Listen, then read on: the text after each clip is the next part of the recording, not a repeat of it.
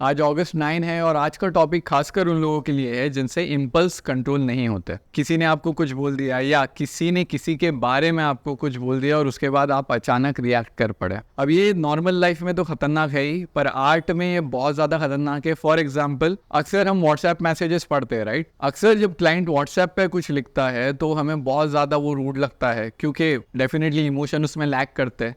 अगर आप उसी इंसान से फ़ोन पे बात करोगे तो शायद फील अलग आएगी या आपका गुस्सा थोड़ा कम होगा। लेकिन व्हाट्सएप पे अगर किसी ने कुछ लिखा है, even if they right fine, तो हमारे लिए वो एक अजीब सा इंस्टिंक्ट हो जाता है। और अक्सर जब हम भड़के हुए हो या हमारा मूड खराब है, तब तो text is going to be lethal. अब इसे समझने की कोशिश करता है। क्या होता है लाइफ के अंदर ना, जो भी आपको अचीव करना है as an artist, as a human being, कुछ चीज़ें हैं जो आपको आगे लेके जाएंगी। जैसे एजुकेशन हो गया, कॉन्फिडेंस हो गया, क्लैरिटी हो गई, हार्ड वर्क हो गया। लेकिन कुछ ऐसी चीज़ें हैं जो आपको पीछे भी लेके आएगी। फॉर एग्जाम्पल, मिसअंडरस्टैंडिंग, लेजीनेस, आपका माइंडसेट अगर गलत है तो confusion, all this is going to bring you back. अभी यहाँ पे एक बहुत पॉइंट आता है मिसअंडरस्टैंडिंग का। अब मिसअंडरस्टैंडिंग कैसे होती है? मिसअंडरस्टैंडिंग के तो बहुत रीज़न है, लेकिन एक जो सबसे ज़्यादा ज़रूरी है, जो इम्पल्स पे बेस्ड है, वो ये है, जिसे कहते हैं फैक्ट। ओके, हुआ कुछ, आपने समझा कुछ, उस पर बाद में आते हैं। खाली पहले देख लेते हैं कि उसका फर्क क्या होता है। आपने कुछ चीज मिसअंडरस्टैंडिंग की, उससे आपके मोटिवेशन पे, आपके काम करने के मोटिवेशन पे असर पड़ेगा। और आपका जो नेचर है ना, वो थोड़ा पैसिव अग्रेसिव हो जाता है। यहाँ पे आप चिढ़ने ज्यादा लगते हो। अगर ऐसा करके आप काम करोगे तो आपका काम खराब ही होने वाला है। इस पे जेम्स रॉस ने एक पेपर पब्लिश किया था जिसका नाम है role of emotional regulation in stress management. If you do not, अगर आप अपना नेचर, अपना जो मूड है, अपना जो इमोशन है, उसको सही से रेगुलेट, कंट्रोल नहीं करते हो, तो स्ट्रेस भी बढ़ेगा, टेंशन भी बढ़ेगा और काम करने में मज़ा नहीं आएगा। और इसलिए ये टॉपिक बहुत ज़्यादा इंपॉर्टेंट है। अब हम आते हैं फैक्ट्स पे। फैक्ट क्या है? आपको जैसे किसी ने ये बोला कि आपके बारे में कोई बुरा बोल रहा था, हमारा जो इंस्टेंट रिएक्शन होता है वो गुस्से का होता है। हम चिढ़ जाते हैं और हम उस इंसान के बारे में मे बी उसे कुछ ना बोले, लेकिन अंदर ही अंदर हम उस पर चिढ़ने लगेंगे, हम एंग्री हो जाएंगे, थोड़े ज़्यादा एग्रेसिव हो जाएंगे। और ये सारा ना मोटिवेशन को बहुत हैम्पर करता है।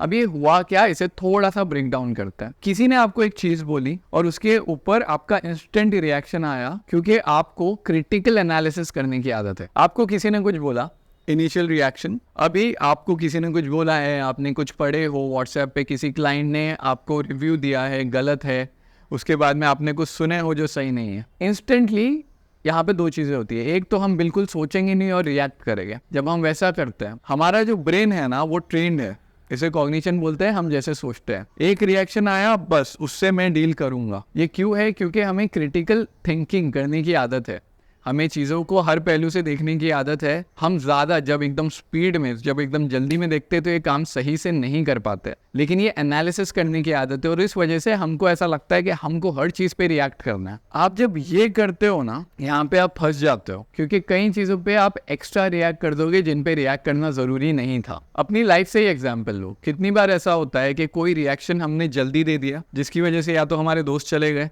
या तो हमारी एजुकेशन पे फ़र्क पड़ा, या तो हमारे बिजनेस पे फ़र्क पड़ा, और वो चीज़ अब है ही नहीं। हम बोलते हैं ना, मैं गलत समझ बैठा था। और अगर आप अपनी आर्ट में या बिजनेस में बात कर रहे हो तो अब ये बात बहुत ज़्यादा इंपॉर्टेंट हो गई। इसलिए बिजनेस वाले अक्सर बोलते हैं कि सर हमको बहुत दूर तक जाना है, तो संभल के चलना पड़ेगा।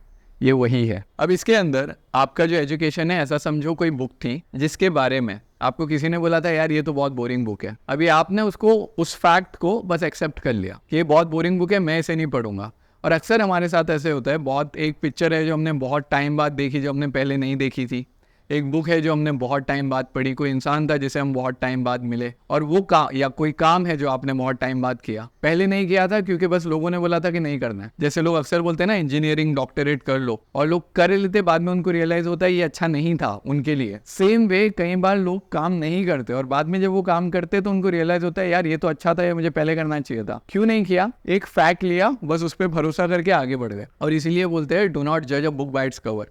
अगर आप सिर्फ कवर को देख के एक्सेप्ट कर लोगे, उसके अंदर की चीज़ पढ़ के भी नहीं देखोगे, तो आप कुछ समझेगा ही क्या, जमेगा ही क्या। आप बहुत कुछ लाइफ में अचीव कर सकते थे, सिर्फ इसलिए नहीं किया क्योंकि यहाँ पे इस पॉइंट पे आके लौट गए। अब ये होता क्यों है? इसे कहते हैं, यहाँ पे ये पॉइंट हमने देखा था, इसमें और एक चीज़ है जिसे कहते हैं कॉग्निटिव बायस एंड ह्यूरिस्टिक्स। यहाँ पे आपका जो दिमाग है, आपका जो जहन है, वो अपने आप ऑटोमेट होके कुछ चीज़ें करता है, जहाँ पे वो खुद ही डिसीजन ले लेता है। ये रिसर्च की थी डेनियल कैमन ने और अमोस ट्रेविस्की ने, if I am pronouncing that right. अब इतना समझने के बाद हमको इसको ओवरराइड करना है। अगर आपसे कोई बोले कि आपके बारे में कोई ये बोल रहा था, तो ध्यान रखो उससे आपको अभी तक कोई हार्म नहीं हुआ है, वो बस किसी ने आपको बताया है। फॉर एग्जाम्पल, जैसे आपको लग रहा है कि आपकी तबीयत खराब होने वाली है, किसी ने बोला है कि आपकी तबीयत खराब होगी, आपकी तबीयत अभी तक खराब नहीं हुई है, दोनों में फ़र्क है। तो अभी से मेडिसिन लेने की ज़रूरत नहीं है। Same thing happens here. आप उस चीज़ को एक्सेप्ट कर लो कि हाँ भाई किसी ने बोला है या कोई चीज़ दिखी है, ठीक है, आगे बढ़ जाओ। हर चीज़ को सरफेस पे देखो, सोचो क्या ये ज़रूरी है, क्या इतना टाइम ज़रूरी है कि मैं इसको एक्सेप्ट करूँ। अगर वो चीज़ उतनी इंपॉर्टेंट है तो ही उसके अंदर जाओ, अगर नहीं है तो वो चीज़ आपका टाइम और एनर्जी दोनों वेस्ट करेगी। इससे बेटर हम इस तरीके से सोच सकते हैं। एक बुक है जो बेरी शॉर्ट्स ने लिखी है जिसका नाम है पैराडॉक्स ऑफ चॉइस। जितनी कम चॉइसेस आप करोगे ना, उतना ज़्यादा आपका डिसीजन मेकिंग अच्छा रहेगा। अब समझ लीजिए आपको 10 लोग आके 10 बातें करते हैं। अब अगर आप 10 चॉइसेस करने जाओगे तो आप परेशान हो जाओगे, और इसीलिए बहुत सारे लोग फ्रस्ट्रेटेड रहते हैं। उनको लगता है मुझे हर चीज़ को मैनेज करना है, पर आप हर चीज़ को मैनेज नहीं कर सकते। ऑल्सो हर चीज़ उतनी ज़रूरी नहीं भी है। और एक चीज़, आप अगर हर चीज़ को मैनेज भी करोगे ना, तो ज़रूरी नहीं है कि आप सही तरीके से मैनेज करोगे। इसे कहते हैं इग्नोरेंस फैक्टर। अभी यहाँ पे देखिए, पहली बात तो आप इसको यहाँ पे इग्नोर कर सकते थे तो वो आराम से इग्नोर हो जाता, रिएक्ट करना कंपलसरी नहीं था। लेकिन लेट्स जस्ट से आपका रिएक्ट करने का दिल हो रहा है, आपने रिएक्ट किया, क्या रिएक्ट करने के बाद में रिजल्ट सही ही आएगा, इसकी क्या गारंटी है? अक्सर ऐसा होता है कि हम कोई काम करते हैं और हमको भी पता है कि शायद मैं 50% सही इसमें कर रहा हूँ, 50% सोच के कर रहा हूँ, तो वैसे काम को करना ही क्यों है, उसको इग्नोर करो ना। अक्सर देखा होगा, रियल लाइफ में हुआ होगा। आप अपने काम से लगे रहिए। कोई इंसान आपके बारे में कुछ सोच रहा है, आपके बारे में कुछ बोल रहा है, आपके काम के बारे में कुछ बोल रहा है, मे बी सोशल मीडिया पे कोई कमेंट आ रहा है, आप उस पर ध्यान दो ही मत, आप अपने काम पे लगे रहो। वो इंसान बाद में आके आपको ये बोलेगा कि सॉरी मैंने आपको गलत समझा था, ये एटलीस्ट लाइफ में आपके साथ एक बार हुआ होगा। अब यही काम हमको हमारे काम के साथ करना है। When it comes to art, when it comes to graphic designing, when it comes to photography, your art is subjective. People will have opinions. You do not fight people. You do not lose business. हमको लोगों से झगड़ा नहीं करना है, हम खोना नहीं है अपने बिजनेस को, इसको इंटैक्ट करके रखना है और बस अपने काम पे ध्यान देना है। अगर आप यहाँ से हटोगे तो आपका फ्लो खराब हो जाएगा। आपको दिख रहा है कोई प्रॉब्लम है, उसको ओवरराइड करके चले जाओ, क्योंकि हर चीज़ के सरफेस में घुसने की ज़रूरत नहीं है। ये एक पार्ट है जहाँ पे आप बिना सोचे समझे रिएक्शन दे रहे हो। अब अगर आप यहाँ पे अटक के सोचते ही जा रहे हो तो उसे ओवर थिंकिंग कहते हैं, वो भी नहीं करना है हमें।